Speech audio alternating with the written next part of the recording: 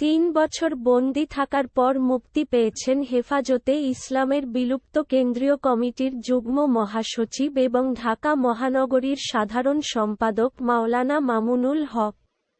আজ শুক্রবার, ৩রা মে, বেলা ১১টার দিকে কাশিমপুর হাইসিকিউরিটি কারাগার থেকে বের হয়ে আসলে ফুল ছিটিয়ে তাকে স্বাগত জানান স্বজন ও ভক্তরা। কাশিমপুর হাইসিকিউরিটি কারাগারের senior jail super Subrata Kumar Bala মাওলানা মামুনুল হকের জামিনে মুক্তির বিষয়টি নিশ্চিত করেন। তিনি জানান, মামুনুল হকের বিরুদ্ধে ৩৭টি মামলা রয়েছে।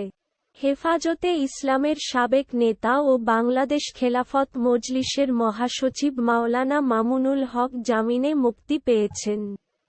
আজ শুক্রবার বেলা ১১টায় গাজীপুরের কাশিমপুর হাই সিকিউরিটি কারাগার থেকে তিনি মুক্তি পান। মামুনুল হকের ছেলে জিমামুল হক স্মার্ট নিউজ চ্যানেলকে এই তথ্য নিশ্চিত করেছেন। তিনি বলেন, আব্বু মুক্তি পেয়েছেন। মামুনুল হককে ২০২১ সালের ১৮ এপ্রিল রাজধানীর মোহাম্মদপুর থেকে গ্রেপ্তার করে ঢাকা মহানগর পুলিশের তেজগাঁও বিভাগ। তার বিরুদ্ধে ঢাকায় এবং ঢাকার বাইরে মোট ৪১টি মামলা রয়েছে। সব মামলায় জামিন পাওয়ার পর কারামুক্ত হলেন তিনি।